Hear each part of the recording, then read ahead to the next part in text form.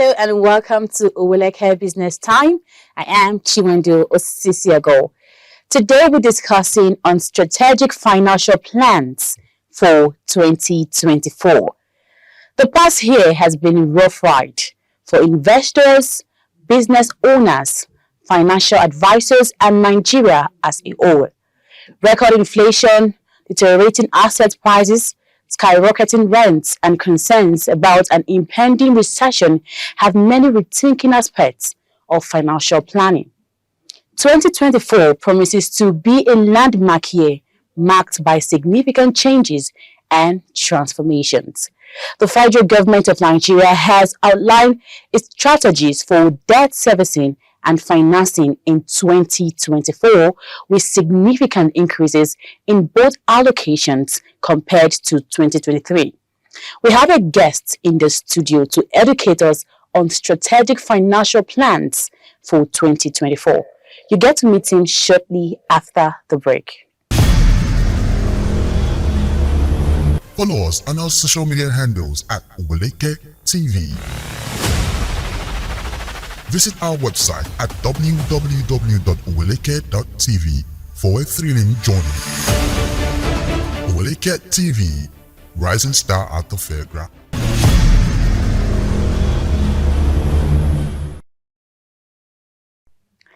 Welcome back from that break. Like I said, we'll be discussing on the topic strategic financial plans for 2024. In the studio, we have a public and financial analyst. He is Mr. Felix Abu-Edache. You're welcome to Oweleketv Business Time. Thank you for having me. It's good to have you, sir. So, sir, we're talking about these strategic financial plans for 2024 as we are already in 2024. How can you best describe financial plans, especially to a layman understanding? Okay. A financial plan is a comprehensive evaluation of a person's organization or institution financial status, looking at the existing financial variable, and project into future expenses and financial goals. Simply put, is a document that expresses your current financial position and the plan for your future financial goals. For a state or country, it's called budget. But for individuals or private entities, you just simply refer it to as your financial plan. But it has to be documented. You have to have it categorically written out. All right, so you're talking about it has to be documented. How would you advise someone to document such financial plan to take it more seriously? Would you type it, or you get a book where you could document your financial plan for the year? Preferably a book that cannot easily be discarded. You have a book, you have your a page. The first page is stating your current financial position, revenue. What are your financial sources for the year 2023? Because you have to start from where you are to be able to think of where you are going. So in 2023, what are your revenues? How have they performed? What do you have on ground? Then you can now look at what you attempted and failed or didn't work out the way you ought to. What should you opt out of? And what should you continue with coming in 2024? All this has to be documented. Then what are your dreams for 2024? How do you finance it? Your current revenue, can it finance what you want to go into? Or will you go for a loan? If you're going for a loan, how will you manage it vis-a-vis the business you want to go into? All these have to be detailed in a book for you to know what you follow step by step in the coming year. All right, thank you very much. I have a friend who, as a last year, 2023, he wanted to, make budgets for the year, and he got a book. And well, in the middle of the year, he didn't follow exactly what was written in the book. So now my question is, to make a financial plan, what are the things to put in consideration? Fine. First is a goal must be clearly written. That's where I started from. It must be clearly written, and it must have it must be time bound. You must have feasible and achievable time frame within which you are working. And the goal has to be realistic. If I tell you, I'm seated here and I'm telling you that one of my goals is to buy a ship, an oil vessel in 2024, it's a dream. What do I have in 2023 that can get me? Do I have my financial position, my business for 2023? Does it look like something that can give me? Do I have the link? So your goal must be realistic. It must be something you can achieve. It must be time bound. It must be clearly written down. Then, the most important thing, you must have the discipline to follow. That's where a lot of people miss it. It's very easy to write down plans. It's very easy to set the time, but you have the discipline to follow up. You see, my business could require me selling off my car. Do I have that dexterity? Do I have that discipline? Do I have that zeal to say, let me suspend my luxury of driving myself around to trekking for the next 6 months, 1 year, until I have a breakthrough in that business? Do you have that discipline? Do you have that discipline to cut down your fashion, cut down those are the discipline. You must suspend certain level of pleasure to achieve your goal. No goal comes without a price. Are you ready to pay the price? That's a question I'm supposed to ask you. Are you really ready to pay the price? You have to just sacrifice if you want to really get there in 2024. Okay, so could you highlight some, for example, you're doing your business, could you highlight some 5 top businesses one can actually go into this year, 2024? Well, I wouldn't want to confuse the individual by specifying, but what I tell people in our training, what we tell people is, if you've not found yourself in the 3 primary needs of man, you are not yet in business. Okay. And you can succeed. What are these 3 needs for man? Food on the top chart, clothing, and housing. No matter what the economy is singing, people must eat. Yes. People must eat. People must wear clothes. So which of these? And for instance, when I talk about food, take one. Rice, for instance, which is common. The value chain of rice is a big business chain for everybody to key into. From farming to processing to selling or exporting. You have a whole chain that we cannot, just one farm product, rice. You think of other farm products, but how many are keen into? Unfortunately, we have a generation that look at farming as a thing for the poor, for the illiterates. No. Then you go to real estate, you go to fashion. These are large key areas you should find yourself in. Either one or all of them, you are good for business. So think of what you can do joyfully. What do you have passion for? And you see yourself thinking of how to make money off what you love doing. And it goes for you. All right, so talking about the business you're talking about, people going into, okay, let me use, for example, the foodstuffs you're talking about. If one wants to go into the foodstuff, are you saying they can go into a training, go for a training before they can start the business? Or because of the fact that you just want to start your business, you just get the money and just start like that? I tell people what you have passion for. There are certain age. What you lack is the knowledge that what you love is your business. For instance, a child who grows under the parents to 18. Do you love cooking? Do you love baking? Do you love, if you love doing these things, what's remaining for you is how to make money off it. That's what you go to training for. To learn from those who are in it, what do they do? And what can you do differently from what they are doing? That's where you don't just go for training. We have people who have gone for 10, 20 training. They are not in one of the business. Why? They have not identified what they are in. Training is good, but let it be a guided training. If you come for our training, the first thing we'll ask you is, what do you love doing? Then we think of how to make it, help you make it a business. And it's not just food, cleaning. There are people who love washing. And laundry is a big business. That you like being neat and you enjoy washing your own clothes. Think of how you wash other people's clothes for money. Then you have to think of how to get machines to take the labor off you. You be the coordinator and you make money.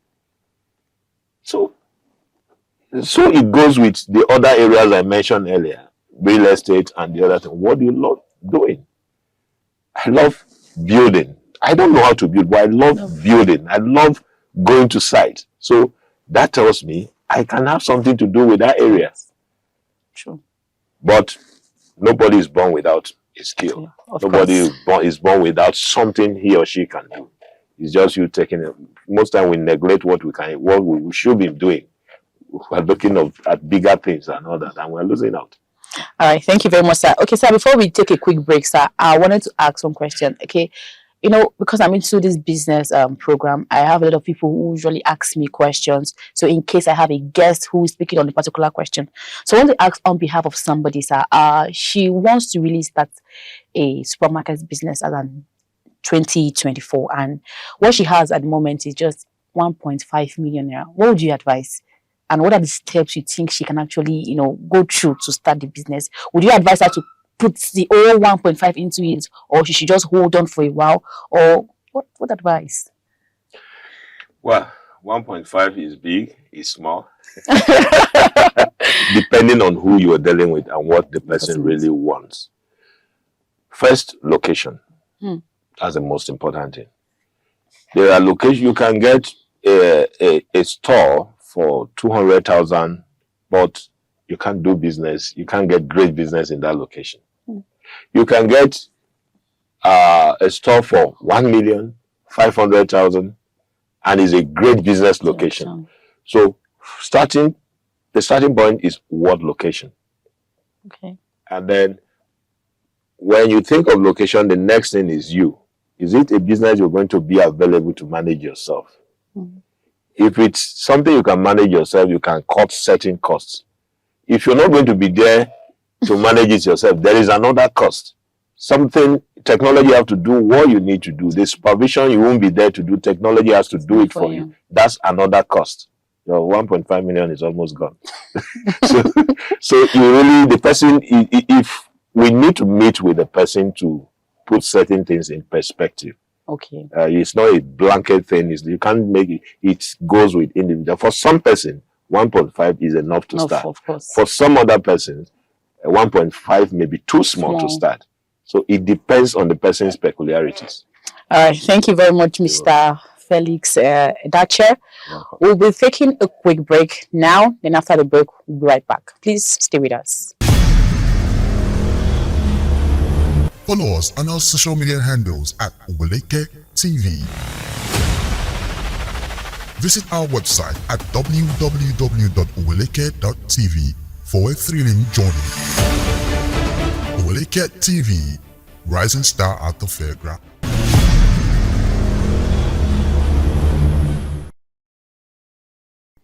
Welcome back from that break. All right, sir. Okay, my next question is that could you highlight some challenges you feel that some people can actually go through while preparing a financial plan?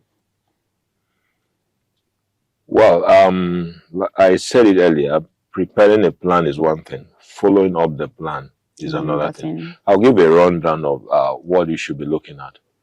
What's the first thing to look at if you want to go into business or draw your financial plan is what is your current cash flow?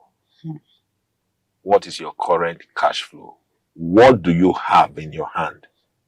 That's the starting point. Are you on a zero level? Zero level means financially you don't have any money. But that also should not stop you from thinking of starting business. I will get to that. So, but what's your current financial flow? You note it. The second thing is what investment, what business you want to go into. You have to take decision on what business you want to go into. Is it a business that requires insurance? The insurance become another thing. Okay. As you're planning, then is it a business? If you register a company, you should know that you also should prepare for tax. How are you going to manage the tax? Are you going to hire somebody to help you in managing your tax situation, or you just go into it blindly, and each time the tax people come, that's when you know you have to plan for all this.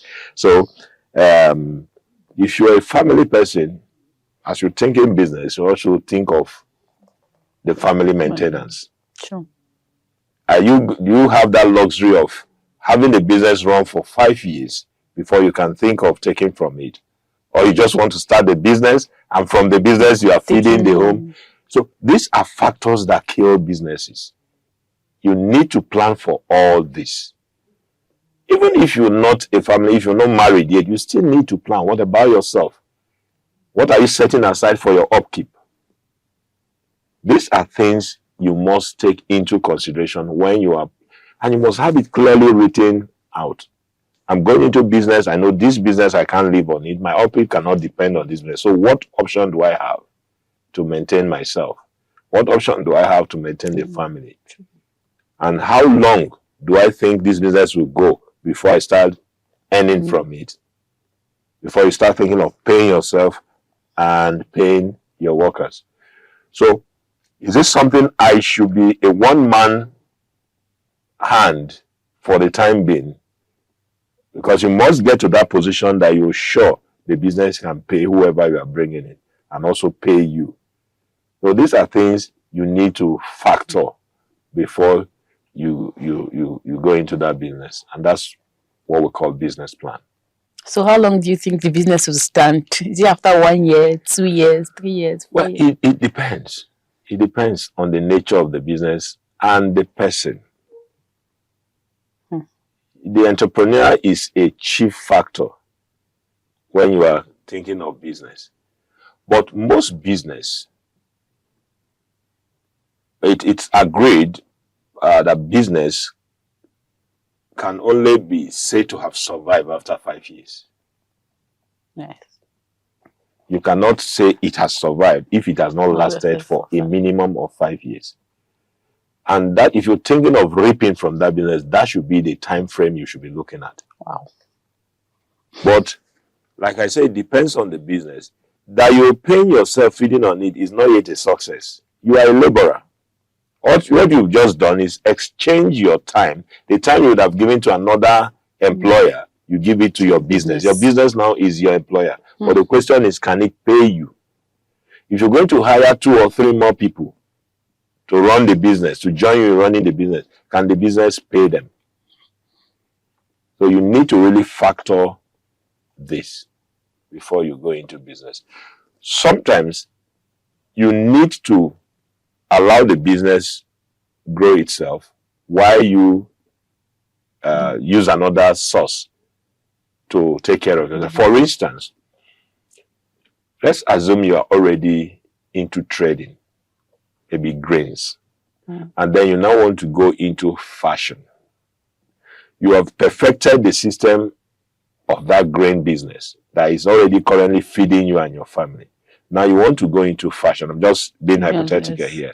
You go into fashion. Now, going into fashion, okay, now because my grain business can take care of me and my family, I can watch this fashion business grow for the next 5 years. Sure. Even though you're still putting your time, you're still going to be there, but you're not going to pay yourself. So, just watch it grow. Yes. Let the business sponsor itself. Let this grain. But the problem you have is, okay, you are now in fashion. You now begin to say, okay, I need to look good. So you begin to go for higher grade of clothing, higher grade of this, and that affects the business. Oh, wow. All right, sir, thank you very much, sir. Okay, before we conclude, sir, I wanted to ask that, what are the best saving methods? What's the best way you can save? Is it in the bank, or you have your own piggy box at home, or you invest it in something? Well, I would rush to tell you, bury your money in the ground. Wow. That's my philosophy. That's what I tell people to do. In the ground. Bury your money in the ground. What do I mean? Buy land. Okay. Build. It's good to keep your money in the bank if it's not sufficient to do anything substantial. Let the bank help you grow it. But bank cannot give you the profits that you need. It's just for the safety of it for that time. But when you have money from, you'll be shocked, from 200,000. Before now, I used to tell people from 100,000, but things have gone up from 200,000 up. Bury it in the ground. Look for a land and bury your money there. You'll be shocked. The price changes. The price.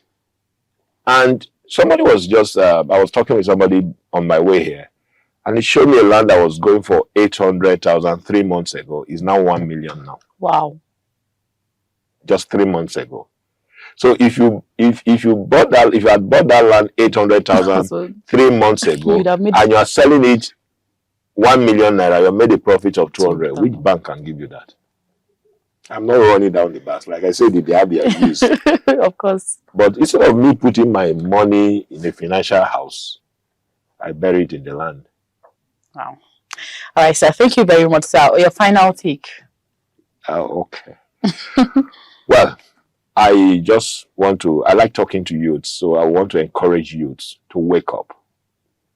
The time you have now that you're wasting, you can't recover it.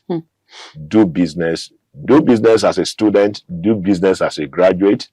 We have people who were barbers on campus today, they are millionaires because they didn't just go to school to get certificate. They got themselves trained in business. And coming out, they don't have a need to go about with their certificate. Today, they are doing very well. Spend your time using yourself and use your brain. Thank you. All right. Thank you very much. You have said it all, that youth should wake up, go into a business instead of just sitting down, because there's a saying that an idle man is a devil's workshop. So instead of just sitting down in 2024, get something doing. You know, even if you've not learned a skill, it's not too late. Just get up and get a skill that you can do. Is it fashion? Is it what else? What other skill? Food. There are different skills. Yes. Food, farming. All right. You farm, you sell. So you just store, you trade. All right. Export. Yes. So just go into one skill that you feel that you can actually do and give it your time. And just at the end of 2024, you see yourself better than the way you were in 2023. On this note, I want to say a very big thank you to Mr. Felix Edache for coming on Oweleketv Business Time. You're welcome. It was good to have you, sir. All right, and that's the much we have for you today on Oweleketv Business Time. Don't forget to follow us on all our social media platforms at Oweleketv. Our website is oweleketv.tv. Do have a wonderful day. My name is Chiwendu Osisyogo. Bye for now.